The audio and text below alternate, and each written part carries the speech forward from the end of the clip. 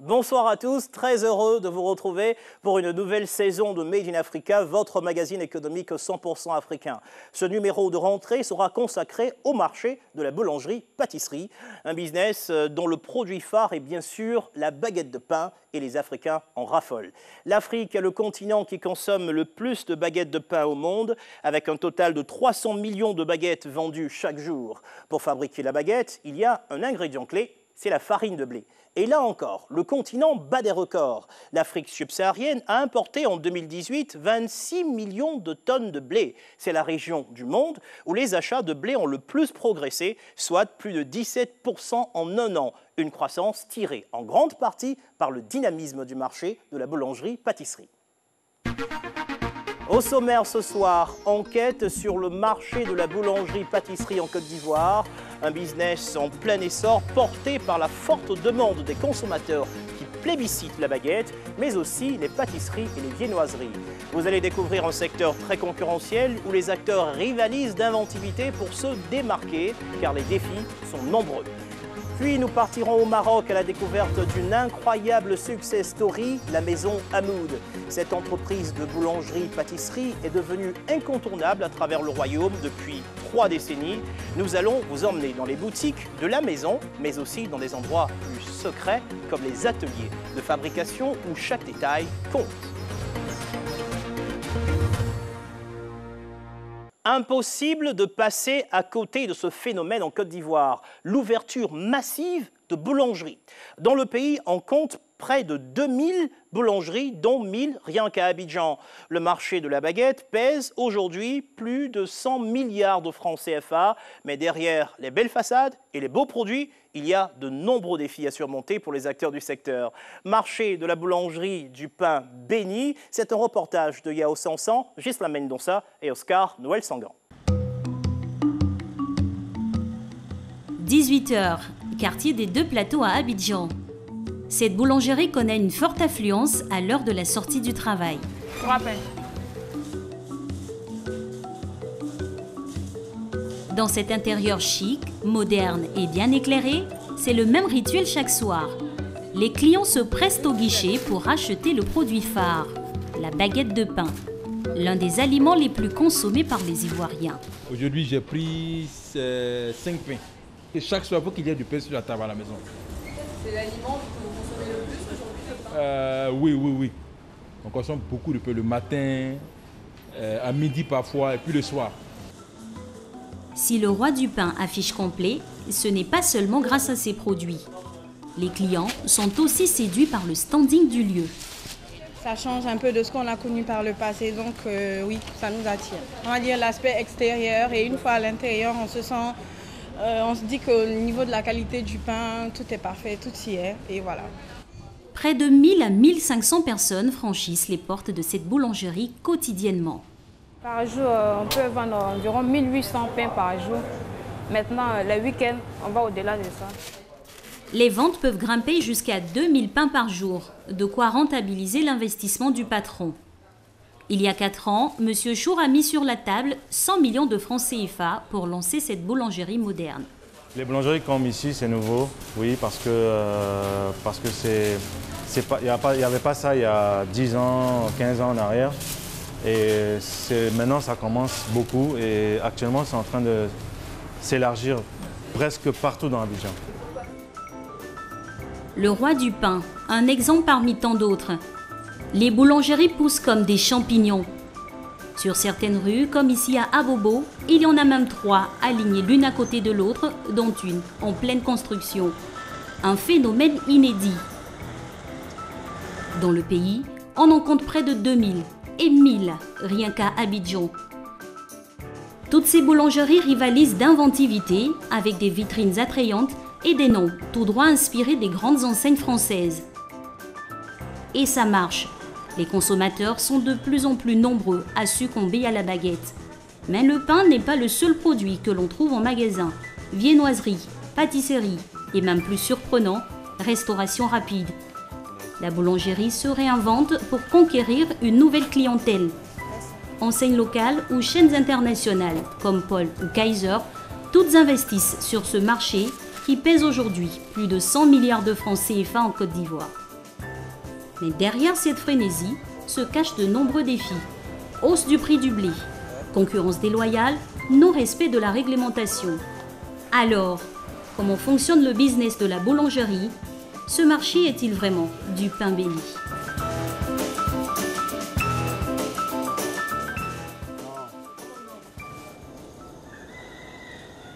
Au cœur de la nuit, dans cette boulangerie du quartier de Koumassi, Olivier Obité, boulanger depuis 5 ans, entame la production du pain. J'enlève le fourrage, 2,5 kg pour pouvoir travailler avec. Là, c'est améliorant, du moins la levure, qui doit peser à 250. Levure, farine, sel, chaque composant est minutieusement pesé par Olivier. Une précision qui permet de garantir la qualité du pain. Voilà, juste. Après une demi-heure de pétrissage dans cette machine, le boulanger obtient une pâte qu'il va laisser reposer pendant 4 heures. Et après ça, on doit essayer de déposer la pâte sur la table pour plus travailler la pâte. Une fois prête, la pâte est divisée en boules, puis façonnée en forme de baguette, avant l'étape clé, la cuisson. Ça met 20 minutes de cuisson. 20 minutes plus tard, 300 baguettes sortent du four, prêtes à être consommées. Il est 6 heures. Les premiers clients se pressent déjà au guichet pour acheter leur pain à 150 francs, un prix réglementé par l'État. Bonjour, bonjour, Olivier. Oui. Ça va? Oui, ça va. Casmi. On dit quoi, ça va un peu? Pendant ce temps, la production se poursuit. Monsieur Koné, le patron, n'est jamais loin pour superviser son équipe, composée d'une dizaine de personnes. Boulet forme baguette, hein? Oui, oui, pas de problème. Si vous finissez, vous me nettoyez ça, hein? Ok. Comptable de formation, il a quitté son métier pour se lancer dans cette activité il y a 15 ans, avec un investissement de 50 millions de francs CFA. Il faut voir autour de 45-50 millions aujourd'hui pour faire une boulangerie. Qu'est-ce qui était le plus cher dans tout ça? C'était les machines. Montrez-nous, qu'est-ce qui était le plus cher? Le plus cher, c'est le four. On peut voir? Le four. Vous avez le four qui est là? C'est le plus cher, ça. Ça vous a coûté combien? 15 millions. Tous les 15 millions. Ouais. C'est important comme dépense? Oui, c'est important comme dépense parce que c'est la clé, hein. C'est la clé, la cuisson du pain, tout se passe ici.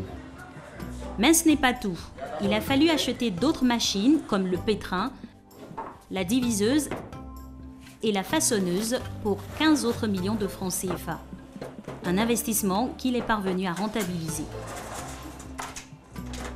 Chaque jour, cette boulangerie vend en moyenne près de 1200 baguettes de pain à 150 francs l'unité, soit une recette journalière de 180 000 francs. Et un chiffre d'affaires de 65 700 000 francs par an. Mais M. Koné doit faire face à de nombreuses charges pour mener à bien son business. La principale d'entre elles, la farine de blé, composante essentielle dans la fabrication du pain et qui représente à elle seule 60% des charges du boulanger. Voilà la farine de blé. Ça coûte combien? La farine de blé aujourd'hui, c'est passé à 17 500. Quand vous s'est passé, c'était combien? La semaine dernière, c'était 17 000. Ça augmente tout le temps comme ça? Bon, actuellement, je pense que c'est à cause des pénuries de blé. Avec le blé, nous, on ne plante pas ça ici. Hein. C'est un produit qui nous vient d'ailleurs. Voilà, c'est un produit d'importation. C'est ici que le blé importé arrive, au moulin moderne de Côte d'Ivoire, basé à Trècheville, l'un des 3 meuniers du pays dont le métier est de transformer la matière première en farine. Aujourd'hui, le responsable de la production réceptionne une importante quantité de blé arrivé par ce cargo. Le bateau que vous voyez là est arrivé avec pratiquement 29 000 tonnes de blé, 2 variétés de blé, une partie de blé dur, une autre partie de blé tendre. Voilà. Et nous recevons principalement du blé de la France, de la Palisse, dans la région de La Rochelle. Cette opération se répète chaque mois. Les moulins modernes importent ainsi en moyenne 250 000 tonnes de blé par an. Une quantité importante qui demeure pourtant insuffisante face à la demande en blé qui ne cesse de croître, portée par le dynamisme du marché de la boulangerie. La demande elle est beaucoup plus grandissante parce qu'aujourd'hui la clientèle consomme un peu plus de pain déjà. Et vous pouvez même constater sur le marché que les boulangeries grandissent, les boulangeries fleurissent. On a 2 à 3 fois plus de nombre de boulangeries par mètre carré par rapport aux années précédentes. Une fois réceptionné par cargo, le blé est transféré dans ces machines pour être nettoyé, puis broyé dans ces gros cylindres, étape clé pour obtenir la farine. Celle-ci est ensuite tamisée avant d'être mise en sachet pour être commercialisée. Nous sommes à la fin du processus.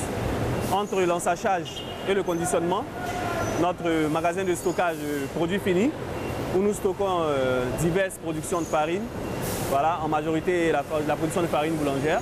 Et donc à partir de là, nous allons expédier ces sacs-là au quai des livraisons.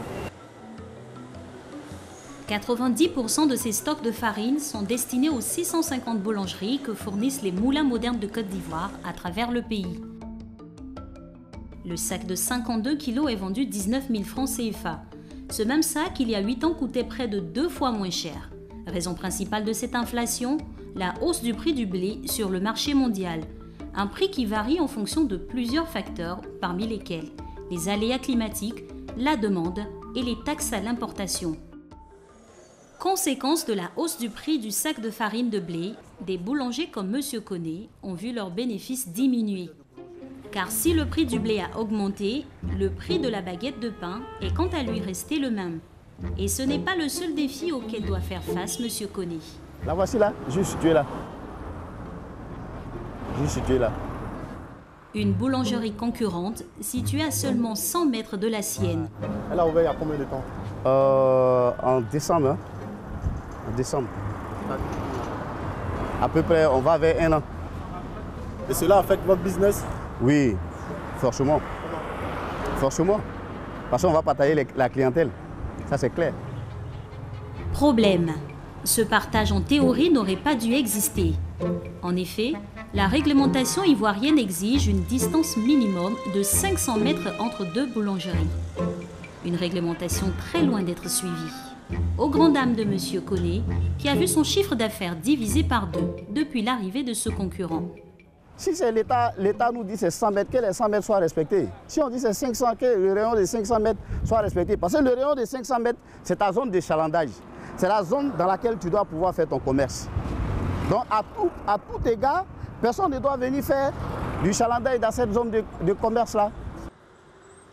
Malgré l'augmentation du prix du blé, malgré l'absence de respect de la réglementation, les acteurs du secteur continuent d'investir avec en ligne de mire un nouvel objectif, diversifier leur offre. Fini le tout baguette, place aux pâtisseries, viennoiseries, glaces, le tout dans un décor feutré qui invite à la dégustation. Hussein Tan, patron de la chaîne des gâteaux et du pain, a fait le choix de la diversification il y a 10 ans. Il est aujourd'hui à la tête de 3 enseignes dans Abidjan et vend plus de 2000 viennoiseries et gâteaux par jour. Certains coûtent plus de 50 000 francs CFA.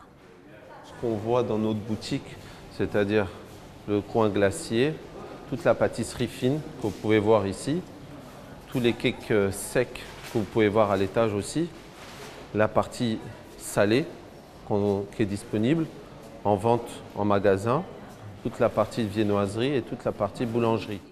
Plus surprenant, ici, Hussein Tan a lancé il y a quelques mois une offre de restauration rapide.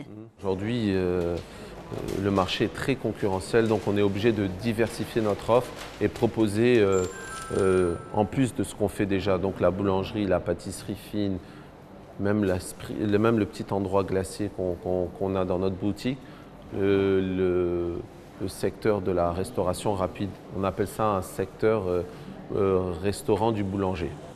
Résultat, aujourd'hui en cuisine, des gâteaux et du pain préparent des plats, jusqu'alors absents des boulangeries.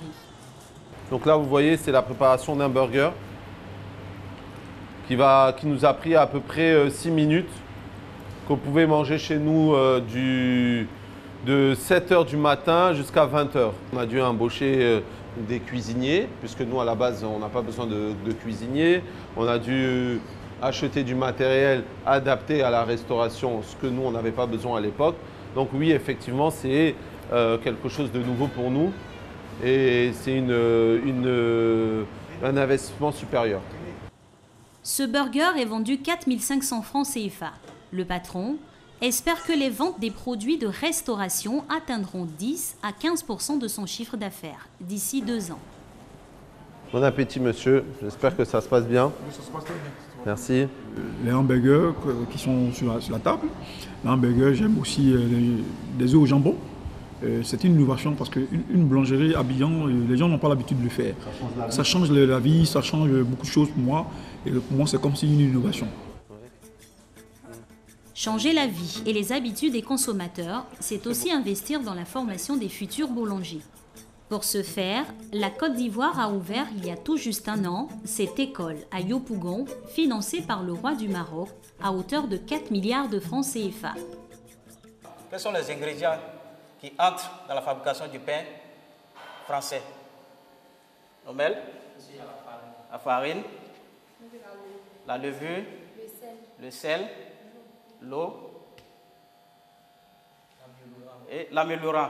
Très bien. À raison de 15 par kilogramme. Ici, une trentaine de jeunes de 15 à 27 ans, admis sur concours ou orientés par l'État, apprennent les rudiments de la boulangerie-pâtisserie.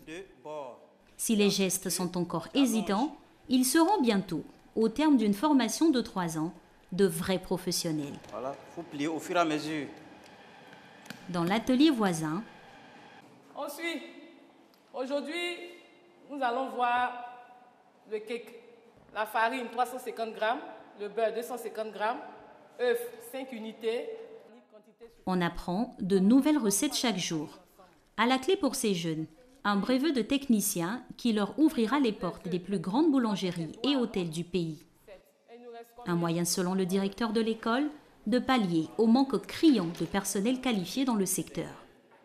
Le constat est net, c'est qu'il n'y a pas de personnel qualifié qui travaille dans ces entreprises. C'est pourquoi, certainement, l'État a bien voulu ouvrir une école pour faire en sorte que dans ce secteur, il y ait des personnels qualifiés pour prendre en charge donc, la production du pain que les Ivoiriens commencent à consommer à grande échelle. Pour ces élèves, c'est l'assurance de s'insérer rapidement sur le marché du travail. Et pour certains, comme Mon Désir, 21 ans, la possibilité de concrétiser un rêve, créer sa propre enseigne. En sortant de cette formation, j'aimerais bien ouvrir une boulangerie-pâtisserie tout d'abord et y annexer un restaurant. Et pourquoi pas de la viennoiserie parce que tout va de pair. Et par la suite, on va ajouter d'autres choses si possible. Vous savez combien on investit pour une boulangerie-pâtisserie? En tout cas, des millions. Des millions. Et à force de travail acharné, je sais forcément que je vais y arriver. Menés à la baguette, ces jeunes ont encore du pain sur la planche pour espérer avoir un jour leur nom affiché au sommet d'une enseigne.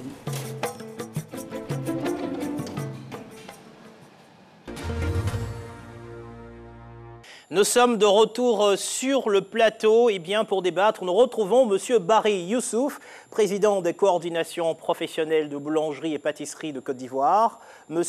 Aimé Coisan, directeur général du commerce intérieur au ministère du Commerce, de l'Industrie et de la Promotion des PME, et enfin M. Souleymane Traoré, directeur du centre de formation professionnelle Mohamed VI de Yopougon. Bonsoir messieurs. Bonsoir. Et merci d'être avec nous ce soir. Alors, monsieur le directeur général, comment expliquer toutes ces ouvertures de boulangerie? Pourquoi un tel engouement? On se demande si c'est un phénomène nouveau. Donc, c'est la preuve que l'économie ivoirienne est en plein boom. Donc, il y a aujourd'hui une activité qui est en plein dynamisme, en pleine mutation. Et je vois que les jeunes Ivoiriens s'intéressent de plus en plus à cette activité. Alors, on a le sentiment que le standing des boulangeries, des pâtisseries est en train de s'améliorer. Pourquoi? Effectivement, il faut maintenant penser à satisfaire notre clientèle. relancer vraiment les activités parce que maintenant il faut diversifier. La boulangerie ne peut plus être que la vente du pain. Il faut se dire la vérité, il faut changer avec les nouvelles donnes que nous avons. Pourquoi? Est-ce que c'est toujours un business rentable? Et si ça l'est, est-ce que ça l'est pour tout le monde, tous les acteurs? C'est un business qui est rentable si on sait s'y prendre.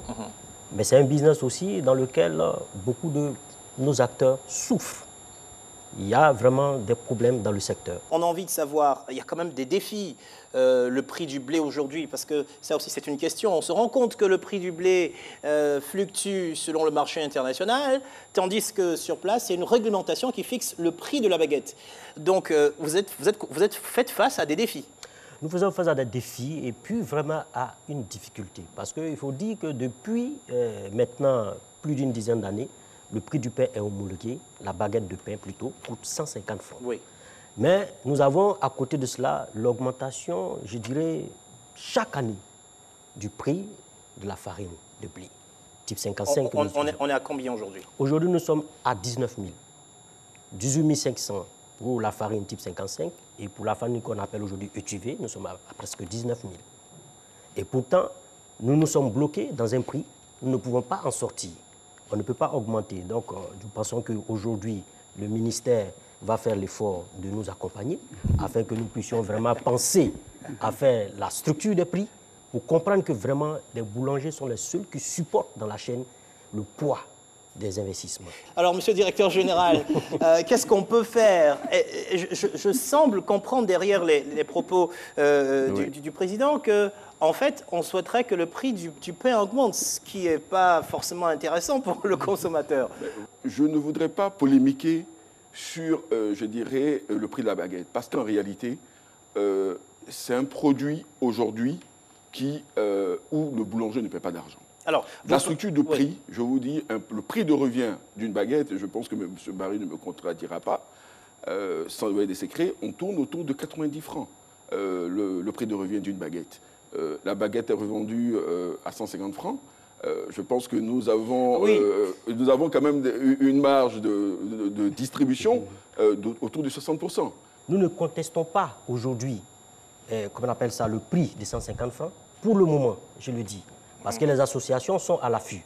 Mais pour le moment, nous voudrions simplement que dans ce secteur, le prix de 150 francs soit respecté. Parce qu'aujourd'hui, vous allez dans des boulangeries, les gens vendent le pain entre 100 à 100 francs au guichet, 125 francs, 150 francs, des prix différents. Parce qu'aujourd'hui, le problème clé de la boulangerie, c'est un prix et un poids qui n'est pas respecté. Alors, il y a quand même beaucoup de choses à dire, mais on ne va pas creuser chaque sujet. Aujourd'hui, où est-ce qu'on en est? Est-ce qu'on peut parler aujourd'hui simplement de boulangerie ou alors de café, restaurant en termes de diversification, justement? Aujourd'hui, on est passé... La boulangerie toute seule, elle commence à disparaître. La boulangerie toute seule commence à disparaître. On est obligé de s'aligner, de faire de la pâtisserie, de la viennoiserie et même des glaciers. Parce que même vendre des sandwichs. Des sandwichs, s'il le faut. Parce que c'est à ce prix-là seulement que vous pouvez rentabiliser votre affaire. Aujourd'hui, on se rend compte que justement, il y a des enseignes internationales qui s'installent, peut-être avec des standards qui sont compétitifs par rapport à ce dont vous vous plaignez sur le marché local. Alors, qui gagne la bataille des marques locales et des marques internationales? Question. Est-ce que la bataille est équilibrée? Naturellement, la bataille ne peut pas être équilibrée parce que les marques internationales, elles sont dans les normes. Et rien qu'à voir l'environnement de production du pain dans les unités de production des marques internationales, il y a naturellement une norme qui est observée. Et tout à l'heure, si vous observiez bien, même dans l'entreprise où on n'est pas encore affaire à la farine, les gens sont habillés de façon conséquente. Et dans une certaine boulangerie, vous voyez, les gens sont des habits de maison. Et donc tout ça, ça joue. Le client est de plus en plus exigeant. Et le client est tellement exigeant que c'est des aspects que nous regardons quand nous allons à une boulangerie. Et je vais me faire servir à une boulangerie et je vois qu'on est dans des habits de maison où, en tout cas, les conditions du jour ne sont pas réunies. C'est la première fois que je viens. Je suis un prospect, je ne suis pas encore un client. Mais pour que je devienne un client, il faut bien qu'on me fidélise, mais avec toute l'hygiène Et donc, à ce niveau également, moi je dis et je répète, c'est une question de formation qui tue nos boulangers. Alors, votre réaction sur la présence des enseignes internationales et la bataille qu'il y a aujourd'hui entre les locaux et les internationaux? Bon, comme d'aucuns le diraient, entre les marques internationales et les majors qui s'installent en Côte d'Ivoire, il n'y a pas match. Puisque leur pouvoir d'investissement, les conditions dans lesquelles ils installent leur boulangerie, aujourd'hui, c'est difficile pour un local, pour un boulanger ivoirien. Nous sommes des artisans boulangers. Les artisans boulangers, c'est ceux-là même qui sont dans les quartiers. Aujourd'hui, nous ne pouvons pas nous comparer à ces enseignes, mais nous devons faire l'effort de faire comme eux, d'améliorer notre vitrine, d'améliorer nos conditions de travail. Et c'est en cela que les deux arrêtés du ministère devraient être mis en application depuis 2014. Et c'est pour cela que nous nous battons depuis 2014, afin que les deux arrêtés soient vraiment mis en application. Les conditions d'hygiène, les conditions de distribution et de vente seront réglées définitivement. Monsieur le directeur général, est-ce que vous pensez qu'il y aura vraiment un véritable match à armes égales entre les locaux et les internationaux? On est toujours dans le secteur de la boulangerie-pâtisserie. Non, mais je pense que nous allons y arriver. De toutes les manières, je pense qu'il a le directeur donc, de l'école de boulangerie, de pâtisserie a touché un point essentiel, qui est la formation. Et je crois qu'on s'y attelle, on s'y attelle au niveau de cette école à former des boulangers qui vont venir sur le marché avec une vision nouvelle, avec, je dirais, des idées de modernisme. Et nous avons même aujourd'hui, même au sein de beaucoup de jeunes Ivoiriens qui ont fait leur formation, je dirais, à l'étranger et qui viennent, je dirais, apporter une valeur ajoutée à la boulangerie. Parce que n'oublions pas qu'à côté de ces enseignes internationales que vous voyez, il y a des enseignes locales de jeunes Ivoiriens, de jeunes entrepreneurs ivoiriens qui, je dirais, sont très modernes. Et nous devons, je dirais, accompagner justement ce processus. Et je peux vous assurer qu'il y a 10 ans en arrière, si vous voyez l'état des boulangeries, pâtisseries, et aujourd'hui, mais j'ai envie de dire, c'est le jour et la nuit. Aujourd'hui, on comprend que la formation est clé dans le secteur. Oui. Est-ce qu'on connaît aujourd'hui des pâtissiers, des boulangers de renom ivoiriens en Côte d'Ivoire?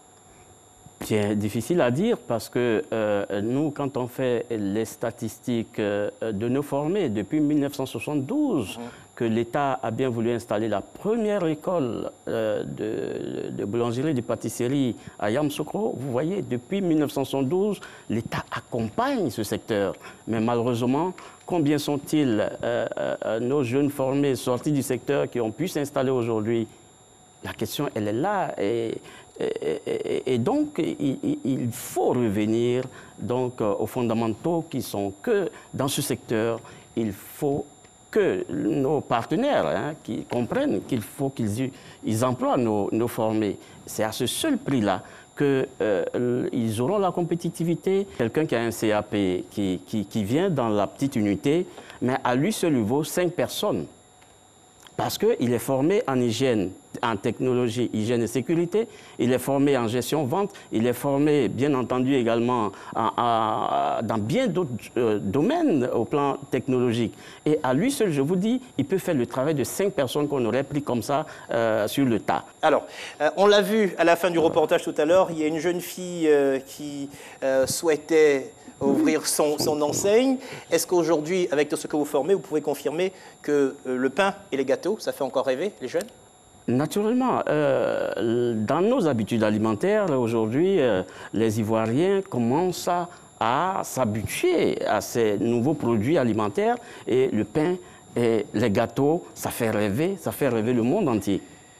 Alors, on l'a vu en Côte d'Ivoire, le marché de la boulangerie-pâtisserie est en pleine effervescence. C'est le cas également au Maroc, où je vous propose de nous rendre maintenant, plus exactement à Casablanca, la capitale économique du royaume. C'est là-bas qu'est née la Maison Hamoud, une entreprise de boulangerie-pâtisserie devenue incontournable à travers le pays. L'enseigne réalise aujourd'hui 14 milliards de francs CFA de chiffre d'affaires.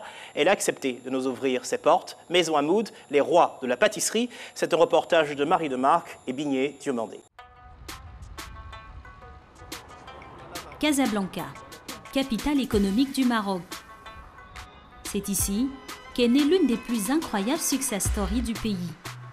La Maison Hamoud, une entreprise de boulangerie-pâtisserie devenue incontournable à travers le royaume depuis 3 décennies. Une enseigne connue aussi bien pour sa baguette de pain que pour ses gâteaux plus élaborés. Ce jour-là, dans l'atelier, un homme est en pleine préparation d'une pièce montée. 25 ans qu'il exerce chez Hamoud. Artiste autant que pâtissier, ses collègues l'ont surnommé Raïs, le chef en arabe. Maintenant, on va préparer la fin de la décoration en sucre, et fleurs en sucre. Avec une simple pâte à sucre et en moins de 10 minutes, Raïs crée la touche finale de son œuvre. Un savoir-faire qui justifie la renommée de la maison Hamoud depuis plus d'un quart de siècle. Chaque semaine, des dizaines de pièces comme celle-ci sont commandées et c'est Aïcha qui assure la liaison entre l'atelier et les clients. Ça va? Ça avance? Je peux voir avec toi les commandes, Raïs? Là, il y a cette commande-là, elle doit partir. Qu'est-ce qui manque? Il manque l'inscription. Ouais, il manque le heureux mariage Oumaïma et Omar. Okay. Tu vas la faire en quelle couleur? Parce que la cliente, regarde ce qu'elle a demandé. Un rose pastel. Très pâle, pastel, voilà. Donc tu m'écris heureux mariage Oumaïma Omar, d'accord? Ouais. Mais il faudrait que tu la fasses maintenant, parce qu'elle doit partir. Le rythme est soutenu. L'atelier tourne 7 jours sur 7 pour pouvoir répondre à la demande dans des temps records, même quand il s'agit de pièces uniques. Une rapidité d'exécution et une créativité qui ont un prix. Et par exemple, derrière, c'est catalogue ou c'est... Oui, alors cette pièce montée, oui, c'est sur le catalogue, oui. C'est catalogue. Donc, elle est facturée à 6 500 dirhams. Parce que c'est pour combien de personnes, là, derrière? Là, elle est pour 100 personnes. Allez, les gars, il faut faire vite. Cette pièce montée est l'un des grands classiques du catalogue. Elle a été créée pour la première fois en 1984, au tout début de l'aventure Hamoud. Bien avant que la marque ne devienne la pâtisserie la plus connue du Maroc. À l'origine de cette réussite, 2 amis d'enfance. En décembre 1982, ils décident de se lancer dans la boulangerie. Ensemble, ils investissent 50 millions de francs CFA pour ouvrir leur première boutique à un moment clé, juste avant les fêtes de fin d'année. 3 décennies plus tard, la maison Hamoud compte 10 enseignes dans tout le Maroc, 9000 clients chaque jour, 850 employés et réalise un chiffre d'affaires annuel de plus de 14 milliards de francs CFA. Immersion dans les coulisses de la maison Hamoud, une entreprise familiale qui ne cesse de s'étendre à travers le Maroc.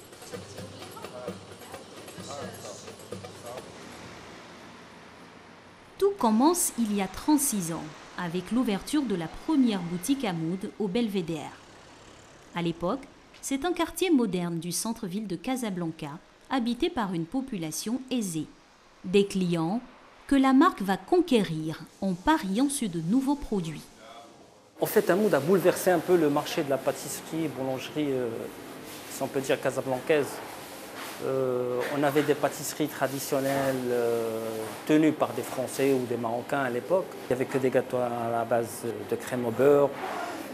Hamoud a lancé des gâteaux en mousse, donc avec des goûts différents. Et parmi les gâteaux qui ont fait le succès d'Hamoud, un indétrônable, le noisette. Créé dans les années 90, il est toujours le numéro 1 des ventes en 2018. Oui, c'est la star. Mis à part le reste. Hein. Donc voilà, on en vend aux environs de 60 000 pièces par an. Donc, et ça va avec le goût du marocain. C'est-à-dire la mousse aux noisettes et le croustillant, les gens ils en sont friands. Ce petit gâteau est vendu 1 700 francs pièce. C'est le prix moyen des pâtisseries individuelles dans la boulangerie. Les entremets, de 6 à 8 parts quant à eux, se vendent entre 14 et 25 000 francs CFA.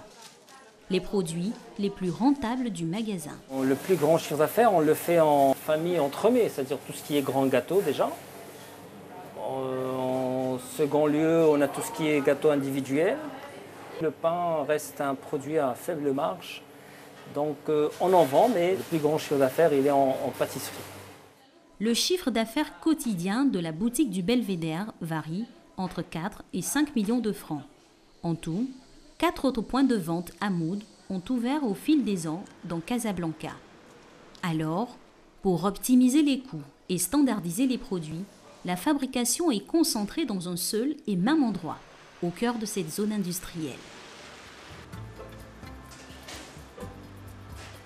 Un atelier de 4000 m² aux allures de ruche humaine, ouvert en 2005 et où 250 employés s'activent chaque jour dans une dizaine de laboratoires dédiés aux différentes spécialités proposées par la maison Hamoud. L'atelier viennoiserie tourne 24 heures sur 24. Plus de 8 millions de pièces en sont sorties l'année dernière. Là, le chariot là, il contient 2200 croissants mini qui doit être mis en cagette, surgelé et envoyé au point de vente pour la fermentation et la cuisson sur place. Un savant mélange entre recettes artisanales et déploiement industriel. Rien n'est laissé au hasard. Tout est contrôlé. Le poids des croissants, par exemple, qui doivent peser entre 30 et 35 grammes. Pour satisfaire les clients, il faut répondre aux critères qu'on a au cahier de charge. Au cahier de charge, normalement, on avait des consignes, des poids qu'il faut respecter. Donc, il faut contrôler au démarrage et chaque heure, normalement, les poids des produits. Une plongée rare au cœur de la matrice Hamoud, avec des découvertes surprenantes comme cette machine. Un robot piloté par ordinateur qui découpe les gâteaux et le chocolat grâce à la pression d'un petit jet d'eau invisible à l'œil nu. Un investissement de près de 90 millions de francs CFA. C'est pour économiser déjà, pour minimiser les chutes et pour uniformiser la coupe. Pour tout ce qui est manuel, il y aura toujours des pertes ou là, des lignes qui ne sont pas vraiment bien tracées. Par contre, pour le jet d'eau, le programme jette directement sur le produit pour faire les schémas demandés. En moins de 2 minutes, la machine a découpé plus de 70 petits gâteaux. Un rendement intense que l'on retrouve dans toutes les lignes de fabrication. Pour que les ateliers tournent à plein régime, il existe en amont une étape essentielle, l'approvisionnement. Et c'est le fils de l'un des 2 fondateurs qui s'en occupe personnellement. Chaque jour, une trentaine de livraisons sont réceptionnées ici, comme ce colis d'amandes. Là, il y a combien de kilos vous avez dit 50 kilos. 50 kilos 45, et là, 45 kilos. Hein, c'est pas beaucoup. Hein. C'est pour combien de temps? C'est pour combien de jours? Une semaine. Ah, ça va. Bon, c'est une période assez calme, apparemment, pour les dates. Pendant le Ramadan, c'est quoi? C'est x2? Ah, ça va même beaucoup plus loin que ça. Contrairement à ces petits cartons faciles à entreposer, la plupart des matières premières arrivent ici par tonnes. Elles sont stockées dans un dépôt bien plus grand, à 2 pas de l'atelier de production. En tout, la maison Hamoud travaille avec plus de 300 fournisseurs. Nous avons du beurre ici. Nous avons un petit stock de combien? 20 tonnes, un petit stock de 20 tonnes. 20 tonnes de beurre importé au prix fort de Nouvelle-Zélande pour sa qualité exceptionnelle et conservé dans cette chambre froide à une température de moins 18 degrés. Mais ce que vous voyez ici n'est qu'une petite partie des quantités consommées par l'entreprise. Car chaque année, la maison Hamoud utilise 325 tonnes de beurre, 540 tonnes de farine et 110 000 litres d'œufs. Des ingrédients dont une partie sert à créer de nouvelles recettes tout au long de l'année. C'est le travail de cette brigade d'élite créée en 2009 avec ses chefs spécialisés dans la recherche et le développement. Loin du tumulte des ateliers, tous les produits commercialisés par Hamoud sont créés et testés dans ce laboratoire, sous l'œil expert de Thierry Bromet, chef pâtissier depuis 30 ans au sein de l'entreprise. Bonjour les chefs. Aujourd'hui, le thème, c'est le gâteau de fin d'année de 2019 pour la bonne année. Donc, on est en train de faire des tests pour pouvoir poser les décors sur les gâteaux. On essaie d'avoir 5 à 6 mois d'avance pour préparer tous ces événements. Les chefs du laboratoire de recherche créent en moyenne une nouveauté toutes les 6 semaines. Des pâtissiers désormais connus du grand public depuis leur participation à une célèbre émission culinaire en juin dernier sur la chaîne française M6, Le Meilleur Pâtissier. Lors de cette émission, les 3 chefs ont créé un dessert à base de bananes. Ce défi les a inspirés pour fabriquer le Banoffee Pie, un gâteau qui est aujourd'hui vendu dans toutes les boutiques Hamoud. Et pour assurer la promotion en magasin, c'est la fille de l'un des fondateurs qui est en charge du marketing. Amina El Salhi forme régulièrement le personnel à la présentation des nouveaux produits. Alors, est-ce que vous pouvez me dire le Banoffee Pie, qu'est-ce que c'est? Crème aux noisettes et crème aux amandes noires et crème au chocolat blanc caramélisé. Les vendeuses sont tenues de connaître sur le bout des doigts la composition de tous les desserts vendus chez Hamoud. Amina en profite pour rappeler quelques techniques de vente. C'est important de toujours avoir un visage souriant, d'essayer de communiquer avec le client, de lui poser des questions. S'il ne connaît pas le produit, lui proposer d'acheter l'individuel pour le découvrir et puis peut-être que le jour suivant ou une autre fois quand il va revenir pour l'entremet. D'accord? Vous avez des questions? Après la théorie, c'est le chef David Fauchon qui montre l'exemple. Ce passionné a quitté les ateliers de production pour aller à la rencontre des clients et leur faire déguster les différents produits de la maison Hamoud. Allez-y, allez-y, soyez la bienvenue. Un petit Banoffee Pie, mousse chocolat blanc, crumble. Ça vous plaît? Merci à vous. Le client il est tenté tout de suite par en prendre un, par tester, le faire connaître à ses amis et la famille. De suite, une réplique sur le produit immédiate. La preuve avec cette cliente qui va se laisser tenter au dernier moment. Comment vous le trouvez? Très bon. Et le prendre pour un petit anniversaire. Il a bien fait de faire goûter. Ah oui. J'allais prendre une tarte, mais là c'est trop bon. Encore une vente conclue pour Hamoud. La maison compte aujourd'hui 5 boutiques à Casablanca et 5 autres dans le reste du Maroc. Mais à terme, l'objectif est clair. Continuer de s'étendre et ouvrir de nouveaux points de vente pour conquérir la table des gourmets marocains.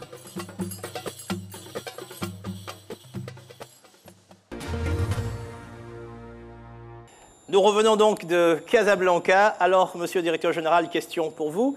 Qu'est-ce qui vous aura marqué dans ce reportage? C'est un rêve pour la Côte d'Ivoire, demain, de pouvoir offrir, je dirais, un tel service de qualité, d'avoir aujourd'hui des boulangeries, des pâtisseries qui réalisent un tel niveau d'investissement avec un tel art, parce que c'est de l'art culinaire qu'on a vu. On n'est plus de la pâtisserie, on est vraiment dans des métiers d'art, et c'est des artistes. Et je crois que nous avons le potentiel en termes de capacité humaine. Hein, maintenant, tout à l'heure, je pense qu'on va parler de formation, mais nous pensons qu'aujourd'hui, c'est un secteur qui peut être un secteur porteur pour notre économie. Ça fait rêver, dites-vous. On a envie donc de vous poser la question à vous qui dirigez l'école de pâtisserie-boulangerie en Côte d'Ivoire, alors à Abidjan. Dites-nous, qu'est-ce qui fait aujourd'hui le succès de la maison Hamoud? Ce qui fait le succès de la maison Hamoud, c'est simple. Nous avons eu la chance d'aller au Maroc et de passer dans toutes ces écoles pour voir le modèle de réussite marocain en termes de formation professionnelle. Et c'est le secret qui est là, c'est la formation.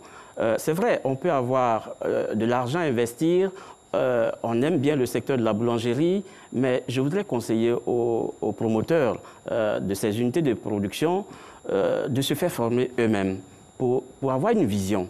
Et l'État de Côte d'Ivoire, la vision, c'est pourquoi cette école existe. Et donc, le seul conseil qu'on peut donner, c'est la formation, aussi bien pour les promoteurs que pour ceux qui y travaillent. Ça fait rêver, tout le monde dit ça fait rêver, mais peut-être que ce rêve est déjà réalisé ici. Dites-nous, est-ce que la Côte d'Ivoire a sa maison Hamoud, M. Barry? Pour le moment, je dirais que nous en sommes un peu loin, mais nous pensons qu'on va y arriver. Il faut être positif, il faut avoir une vision pour le secteur. Donc pour vous, une telle success story, c'est possible ici? C'est possible. Et je pense que déjà, nous avons des personnes pionnières qui se sont engagées dans ce domaine-là. Nous avons des grands groupes qui existent déjà sur la place à Abidjan ici. Et nous avons aussi le personnel qui peut être à tout moment requalifié avec les 2 écoles que nous avons à Yamoussoukro et à Abidjan. Alors, la question, c'est comment on fait pour y arriver? On l'a vu, ils ont des pièces qui ressemblent à de véritables œuvres d'art. Vous avez vu le rice, comment est-ce qu'il a fait sa fleur. Il y a un laboratoire qui innove, il y a de nouvelles recettes qui viennent. Alors, est-ce que la créativité aujourd'hui, c'est la clé du secteur? La créativité et puis surtout varier ce qu'on propose aux clients, c'est la clé du succès. On ne peut pas rester que dans la baguette de pain. Il faut vraiment innover. Et pour cela, nous demandons simplement que l'État nous accompagne. Il faut que l'État nous accompagne dans la formation. Il faut que nous accompagne aussi dans les différents problèmes, les divers problèmes qu'on a laissés latents pendant près d'une vingtaine d'années, qu'on les résolve afin que le secteur soit vraiment concurrentiel. Parce que les gens ne vont pas venir investir dans un secteur s'ils ne voient pas vraiment que ce secteur-là est porteur. Le secteur de la boulangerie aujourd'hui peut résorber le taux de chômage en Côte d'Ivoire. Nous avons la possibilité de créer de l'emploi, au minimum 5 000 emplois par an. C'est possible de le faire. Il suffit simplement oui, je suis tellement d'avis avec lui, je partage entièrement son point de vue que je prends en mon compte. Ce secteur est pourvoyeur d'emplois. Il peut permettre vraiment de résorber la question du chômage entre griffes des jeunes. Ce que je voudrais dire, tout est prévu à la formation professionnelle. Ce qui vous a émerveillé tout à l'heure, qui nous a tous émerveillés, c'est des professeurs de dessin, décoration, d'art. Ils sont là, ils sont dans nos écoles. Et vous formez, mais oui, au-delà de la technique, il faut aussi, justement, du savoir-faire. Alors, dites-nous, on a vu quand même un atelier impressionnant, 4000 mètres carrés. Messieurs, est-ce que c'est indispensable aujourd'hui quand on veut produire à grande échelle? Aujourd'hui, la production à grande échelle en Côte d'Ivoire, je pense que ce n'est pas... Le modèle marocain est un modèle qui est typiquement marocain. Nous pouvons repenser et avoir une vision nouvelle pour notre pays. Nous pouvons aussi partir sur des bases. Ils ont eu la formation, comme le monsieur le directeur l'a dit. C'est la base. Aujourd'hui, nous avons beaucoup de boulangers qui n'ont pas été formés, qui sont analphabètes. Il faut cela d'abord les recycler. Et ensuite, penser maintenant à ceux qui viennent à les mettre dans le circuit.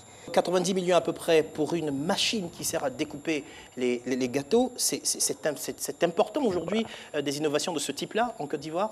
Tout est une question de vision, de stratégie des opérateurs, des promoteurs qui investissent dans cette activité. Voilà. Est-ce qu'il y a un marché potentiel pour de tels investissements? Je dirais c'est l'étude de marché que mèneront ces promoteurs qui devraient pouvoir nous mener. Mais n'oublions pas quand même qu'en Côte d'Ivoire, nous avons quand même un niveau d'offres qui est quand même varié et qui aussi fait rêver. Aujourd'hui, vous avez quand même des pâtisseries qui ont une offre qui est appréciable. Qui est appréciable. Je veux dire, alors, donc, le rêve n'est pas si loin de nous que ça? Oh, je ne pense pas que le rêve soit si loin. C'est vrai, il y a certains défis à relever. Ces défis sont identifiés. Donc le tout, c'est ensemble d'arriver à faire en sorte que le secteur soit beaucoup plus concurrentiel, beaucoup plus compétitif et surtout que le secteur, je dirais, le cadre réglementaire soit effectivement respecté par l'ensemble des acteurs. On a vu aussi qu'il y a un point qui est important, parce que dans tous les cas, c'est une activité commerciale, le marketing, qui joue un rôle important. On a vu les chefs qui viennent en magasin, la participation à des jeux de télévision. Est-ce qu'aujourd'hui, dans le secteur, c'est important de se montrer pour exister et pour être performant? Absolument, parce que dans la stratégie de gestion, vente, de marketing, si vous voulez, ce qui tue nos partenaires pour demain, c'est ça. La jeune fille qu'on a pris comme ça sur le tas, vous venez, vous allez vous entendre dire, il n'y a pas monnaie. En français simple ivoirien, de façon chose, mais vous ne reviendrez plus. Ça part de là. C'est une question de formation. A-t-elle été formée pour aborder le client? On a vu la responsable tout à l'heure. Elle demandait au client, est-ce que vous avez aimé? Est-ce que... Mais c'est ça. Et quand on prend une jeune fille qui n'a aucune formation, à qui on n'a jamais rien dit quelque chose, mais toi là, qui d'abord même les règles d'hygiène sont pas respectées et qui parle aux gens de façon désinvolte, mais on est parti, on ne revient plus. Vous dirigez, Souleymane Traoré, une école qui porte le nom de Sa Majesté, Mohamed VI. Est-ce que vous recevez des formateurs du Maroc? En fait, avant même que d'ouvrir l'établissement, tous nos formateurs des matières de spécialité sont allés au Maroc pour près de 5 à 6 mois. Et donc, pour se faire former et revenir. Après cela, après l'inauguration, toute l'administration est partie pour voir le modèle de réussite de la formation professionnelle du Maroc et nous en sommes venus avec une expérience véritable du management qu'il faut à notre établissement. Et donc, ça veut dire que tout le monde est outillé et nous comprenons les enjeux, nous voyons la vision et nous allons y aller et nous espérons que dans un bref délai, on va se rapprocher de nos partenaires et ensemble nous allons concevoir donc des projets de renforcement des capacités à leur endroit et j'imagine que c'est par cette seule façon que nous allons pouvoir impacter véritablement ce secteur et le faire décoller définitivement. Monsieur Barry, une maison comme la maison Hamoud, selon vous, est-ce que c'est un modèle exportable? Est-ce qu'il pourrait être importé en Côte d'Ivoire? Je pense que ce modèle, il est exportable. Et comme mes deux collaborateurs l'ont dit, ici, il s'agit simplement d'investissement, d'oser et d'avoir une vision. Et trouver maintenant des promoteurs qui peuvent nous accompagner dans ce secteur-là.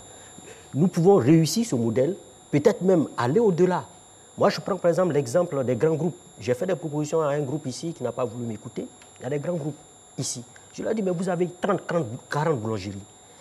Pourquoi vous ne centralisez pas, vous ne cherchez pas à mettre ensemble les compétences dans un endroit bien donné où vous faites comme la maison Hamoud, fabriquer vos produits, faire de la recherche-développement et puis maintenant impacter cela dans vos différentes unités de production à travers le pays. Ils m'ont dit non, on n'a pas cette vision. On ne s'inscrit pas dans cette vision. Donc on peut y arriver. On peut y arriver. Ce qui manque, c'est la vision. Je pense que ça sera le dernier mot, l'occasion pour moi de vous dire merci. Merci à l'administration, merci à l'école, merci au secteur. Mesdames et messieurs, c'est la fin de cette émission. Merci encore à nos invités d'avoir participé à cette émission et à vous de l'avoir suivi. Vous pouvez retrouver cette émission sur notre site internet www.rti.ci ou sur l'application RTI Mobile. Vous pouvez aussi suivre nos activités sur les réseaux sociaux, Made in Africa pour Facebook et Made in Africa TV pour Instagram et Twitter. Merci à tous ceux qui m'ont aidé à préparer cette émission. Merci aux équipes de production d'Éléphant Africa. Merci aux équipes de la RTI pour la réalisation. Je vous souhaite une très bonne suite de programmes sur RTI 1. BCC, groupe BNP Paribas, la banque d'un monde qui change.